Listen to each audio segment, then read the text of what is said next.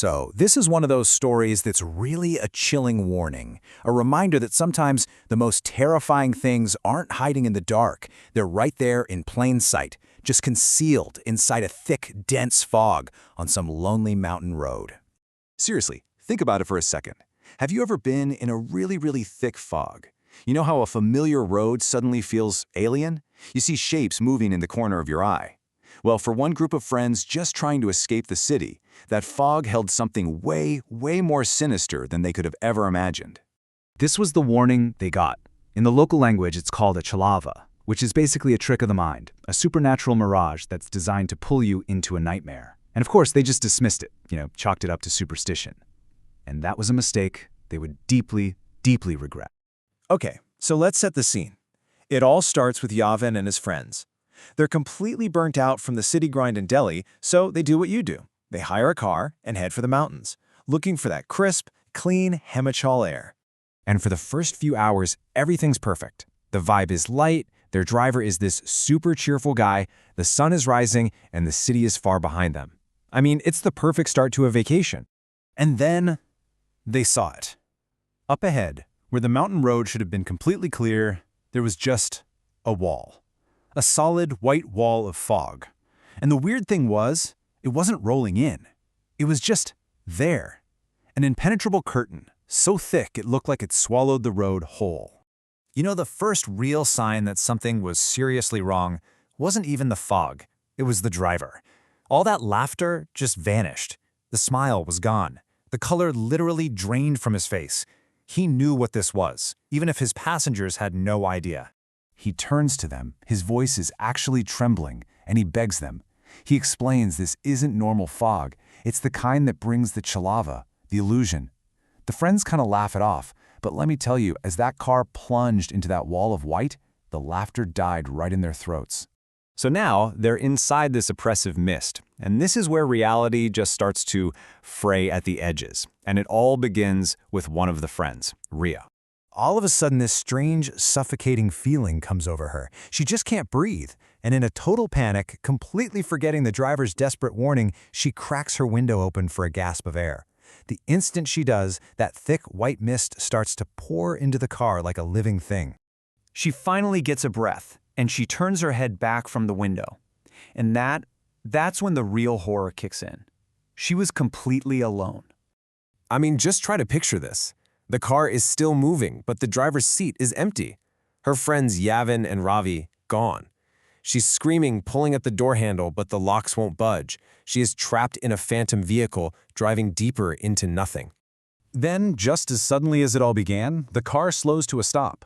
A single click echoes in the silence as the doors unlock. Without even thinking, Ria shoves the door open and just scrambles out, running blindly into this disorienting, endless white. She's crying out for help, and through the haze, she sees something take shape in the distance, a dark silhouette against the white. It looked like a person, but a very tall person. Thinking it was her only hope for rescue, she starts running towards it. But she wasn't running towards it. She starts to get that creepy feeling, like a presence is behind her. And when she finally gets the courage to look back over her shoulder, she sees it. A 12-foot-tall black shadow, just looming right over her. And then she wakes up. She's back in the car. Yavin and Ravi are shaking her, trying to rouse her. The driver is muttering that she never should have opened the window. So it seems like she just fainted from the breathlessness, right? Her entire nightmare was just a hallucination, wasn't it? But Ria's personal horror? That was just the prelude. The fog, the chalava, was not finished with them, not by a long shot.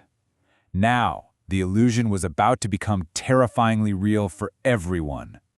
So Yavin is panicked. His friend just collapsed. He's looking at the driver's superstitious terror and thinking it's a dangerous distraction. All he wants is to get out of the fog and find a hospital. So he yells at the driver, "Just drive faster." The driver obeys. He floors the accelerator. The car surges forward into the mist, and mere seconds later, a figure appears out of nowhere.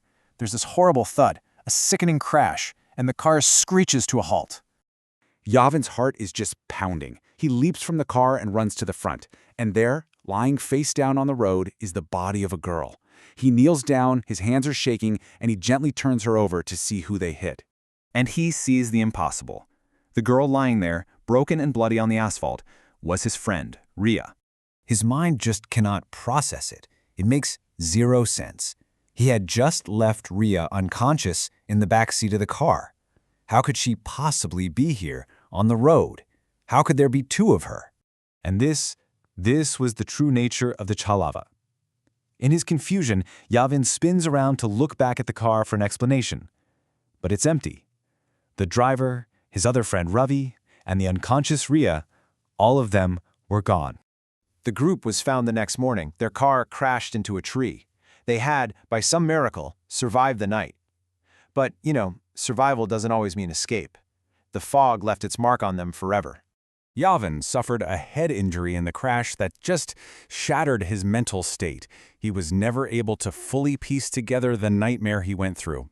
And Rhea, she was left in a state of deep shock, permanently haunted, always seeing that 12-foot-tall black shadow in every corner. So the story leaves us with this really stark and simple warning. If you ever find yourself on a lonely road, swallowed by an unnatural mist, just remember the driver's desperate plea. No matter what you see, no matter what you feel, whatever you do, don't open the window.